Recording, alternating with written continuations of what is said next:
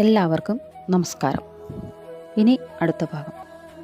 അർജുനൻ തുടർന്ന് പറയുന്നു, അല്ലയോ കൃഷ്ണ, ഞാൻ വിജയം ആഗ്രഹിക്കുന്നില്ല, രാജ്യവും സുഖവും ആഗ്രഹിക്കുന്നില്ല.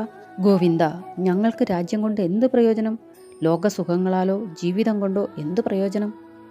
ഞങ്ങൾ ആർക്കു വേണ്ടിയാണോ രാജ്യവും ഭോഗവും സുഖവും ആഗ്രഹിക്കുന്നത്, അവരെല്ലാം ജീവനെയും ധനത്തെയും ഉപേക്ഷിച്ച് ഇതാ യുദ്ധരംഗത്ത് ഉറച്ചു നിൽക്കുന്നു.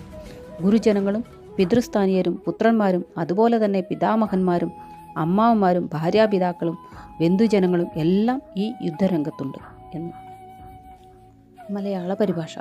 ഈ യുദ്ധഭൂമിയിൽ നിൽക്കുന്നവർ എൻ്റെ ഈ ബന്ധുമിത്രാദികളേവരെയും ഹിംസിച്ചു ലഭ്യമായി ഇടുവാൻ പോകുന്ന രാജ്യവും ഭോഗവും കീർത്തിയും വേണ്ടെൻ്റെ കേശവ.